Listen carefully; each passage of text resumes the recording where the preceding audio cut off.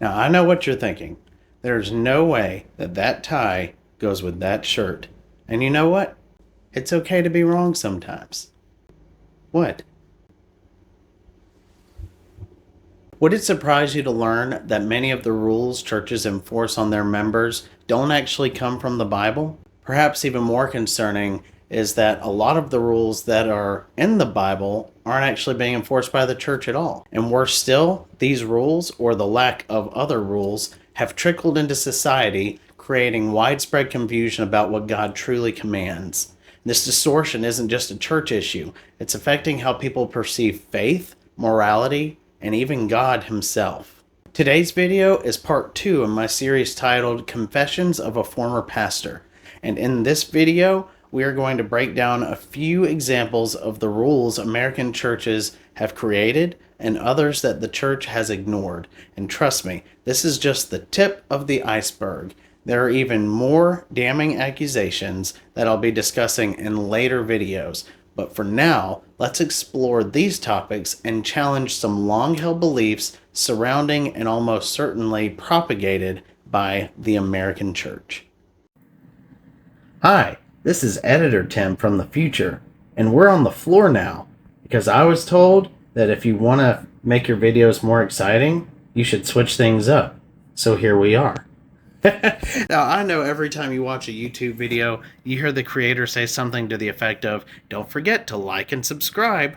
Now look, I haven't had cable TV in 12 years, and for the past 5 years, I have almost exclusively watched YouTube as my main source of entertainment.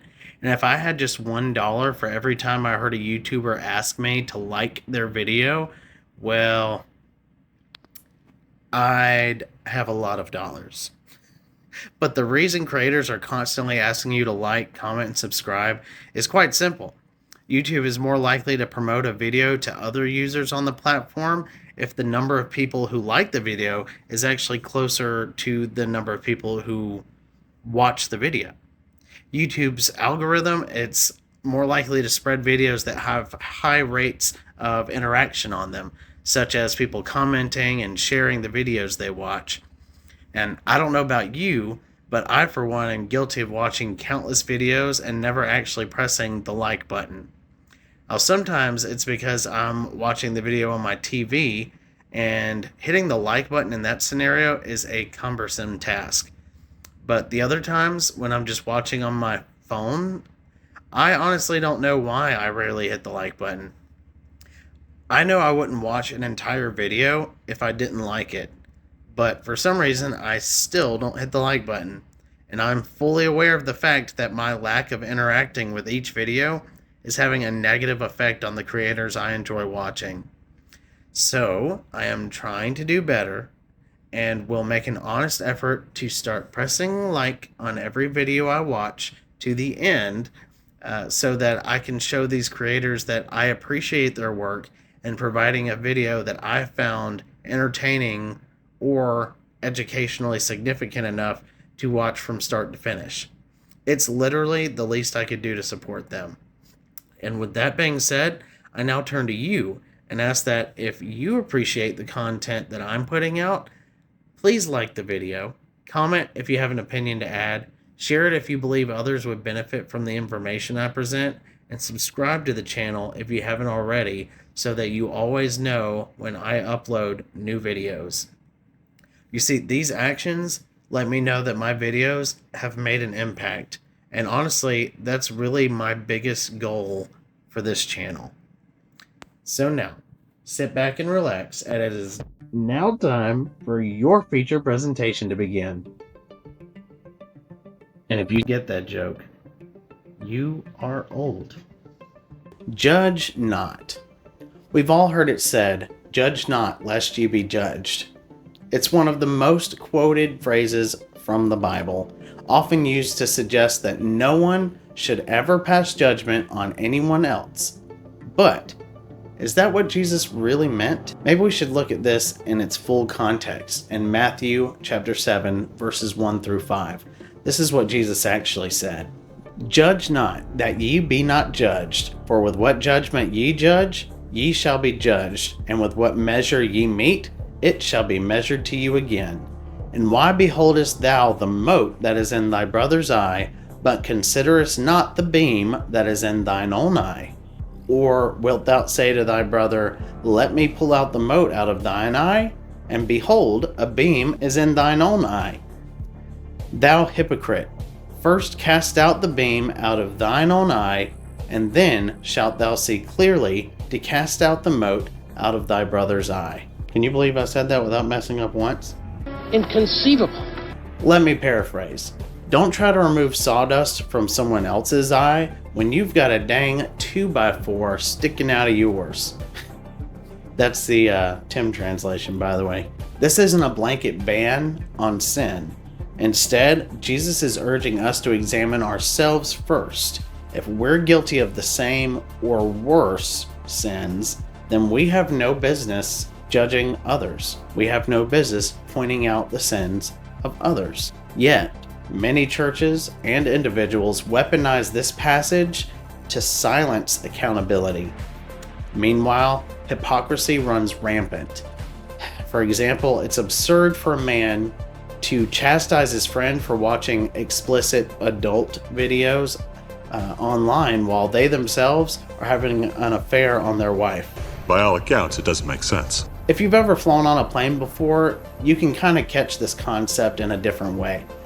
Before you take off in the plane, you're instructed on what to do in case of an emergency. You see, during an emergency, it's possible that the plane will depressurize and make it impossible for passengers to breathe.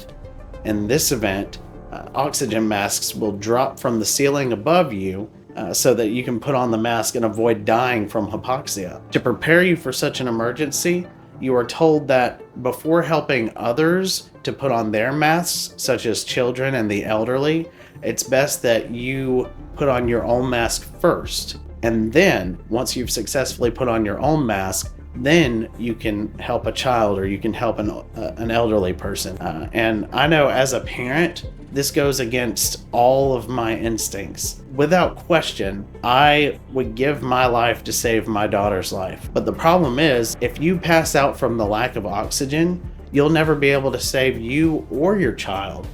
Therefore, it's imperative that you put your mask on first and then help others to put on their masks. And that's what Jesus is saying. Before we can help others, we have to make sure that we are living righteously ourselves. So no, Jesus isn't saying nobody wear masks. He's saying put yours on first and then put on somebody else's. But see, many have distorted this verse by just quoting the first part of it, falsely saying that Jesus doesn't want us to judge whatsoever. And my friends, that is a lie. The Bible tells us that iron sharpens iron, so one man sharpens another. Not only are we permitted to judge, but we're expected to judge and to be judged by our fellow Christians. This is crucial for the edification of the church. But what does that have to do with anything? No. He's got a point. And y'all, number 2 is about alcohol. And this one, it hits home for me because, I was once in a church where the leaders of the church told me that if I were ever caught consuming alcohol, I would be fired on the spot immediately without question. Now, let me be clear. The Bible does not say that drinking alcohol is a sin. It doesn't say that. Consider Jesus' first miracle. His very first miracle was turning water into wine at a wedding, and that's in John chapter 2, verses 1 through 11. See, the guests drank it, and it was actually celebrated as the best wine that was served that day. Now, if drinking were inherently sinful, are we to believe that Jesus contributed to that sin? Of course not. Jesus is without sin, which means that drinking in moderation, it cannot be inherently wrong. You see, the real issue is drunkenness, which the Bible does warn us about repeatedly. Take, for example, in Ephesians chapter 5, verse 18, or in Proverbs chapter 20, verse 1. Like many other choices in life, consuming alcohol is a personal decision that depends on your convictions and how it affects your spiritual walk. For me personally, there was a time when I wasn't able to have just a drink or two. If I had one drink, I would keep drinking again, and again until I either fell asleep or passed out. Then I'd wake up and do it again the following day until eventually I got to the point where I was drinking all day, every day. Now, thankfully, this is an addiction that God delivered me from, and I can now have a drink without immediately needing another. And actually, I can have a drink and not even finish it, which at one time was just impossible. During that time, I would say that it was a sin for me to drink because I was incapable of doing so responsibly. But since that's no longer a problem for me, I don't believe that it would be a sin for me to have a drink or two, maybe now. However, I still typically choose not to, mainly because now alcohol just makes me thirsty and gives me a headache. That's probably why it will likely never be an issue for me again. Lord willing, and the creek don't rise. Sadly, many churches have elevated their own opinions on the matter to the level of doctrine, making rules that completely contradict Scripture. If your church or its leaders teach that drinking is always sinful, they're lying to you. Because calling drinking a sin is calling Jesus a sinner for providing alcohol to others. And calling Jesus a sinner is a little thing that we like to call blasphemy. Blasphemy is one of the worst sins you can possibly commit as a Christian. Anyways, some of the most prominent pastors and worship leaders enjoy alcohol responsibly. But as I said earlier, whether or not it's a sin, it's completely dependent on you and whether or not you are able to do so responsibly.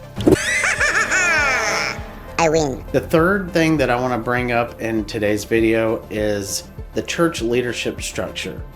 If I had to pinpoint the root of the numerous problems within many modern churches, it would be their leadership structures.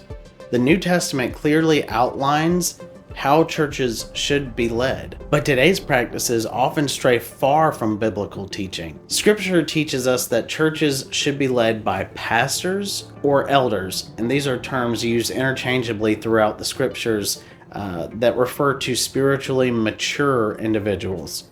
These leaders are responsible for preaching, teaching, and shepherding the congregation. But unfortunately, many churches have handed control over to deacons, councils, or committees instead. I'll tell you what, Southern Baptists, we love our committees. But take Acts chapter 6 verses 1 through 15 as an example.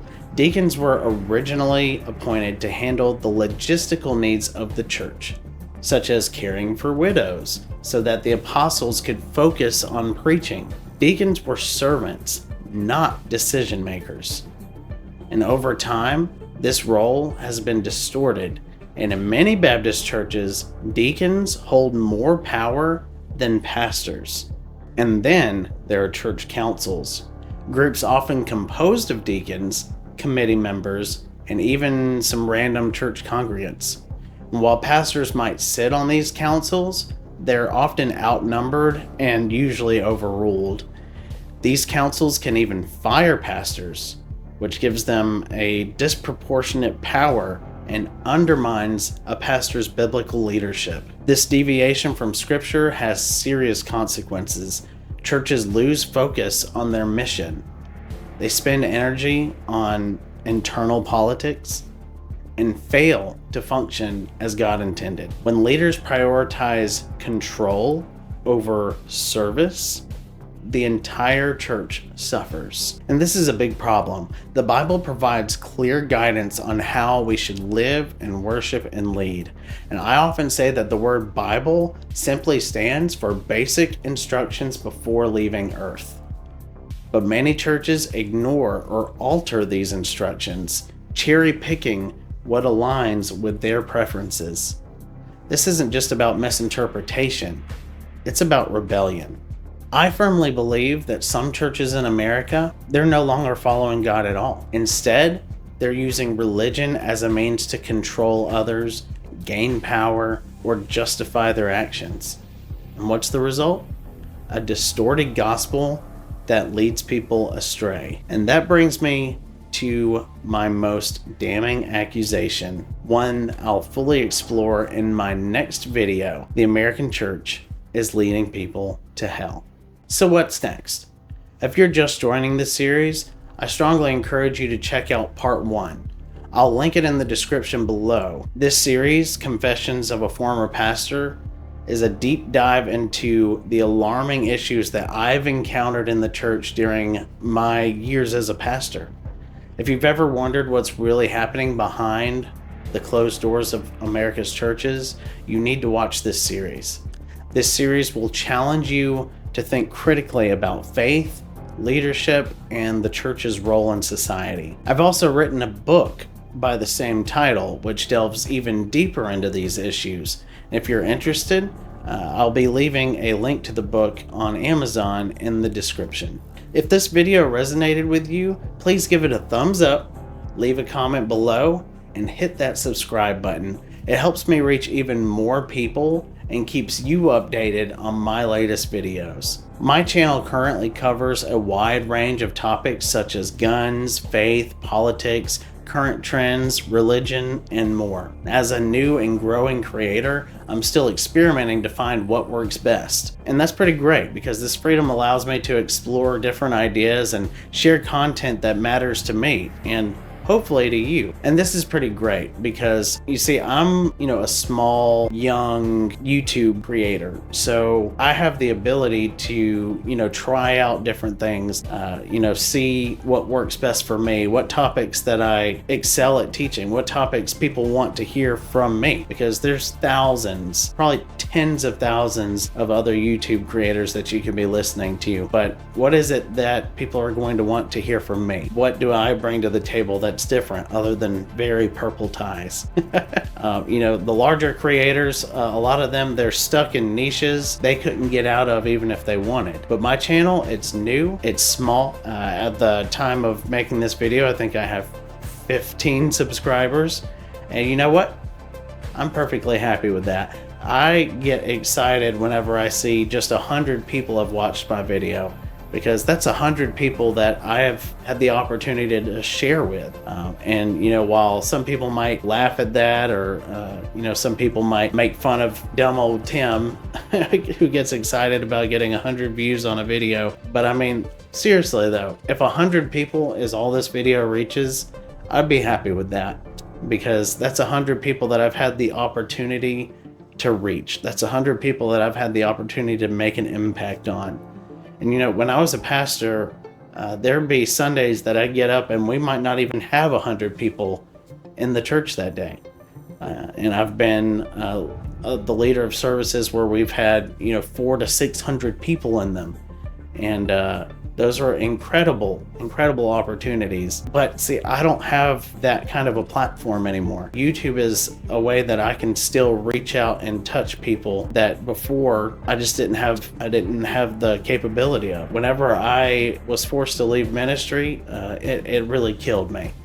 And it was very difficult for me to cope with not being able to have that same kind of impact that I was able to have before. YouTube, it gives me that back. It gives me a chance to continue the ministry that I was doing before. And I'm really excited to see where this goes. I hope that you'll come along with me on the journey. I hope that you will comment in the videos.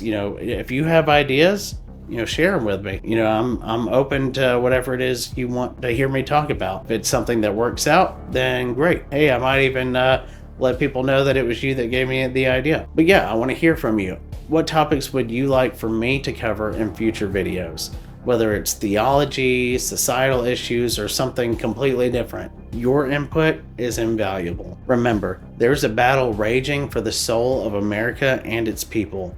So stay armed with truth, faith, and of course, firearms, because this battle is always worth fighting.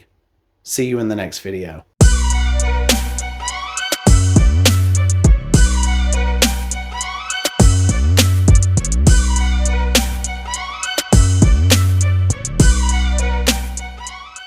That's going to be a blast to edit. I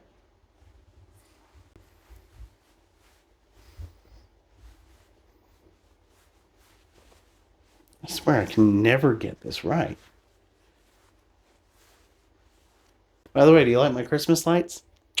Not too bad, huh? Yeah, you can tell I'm single. Why are you the way that you are?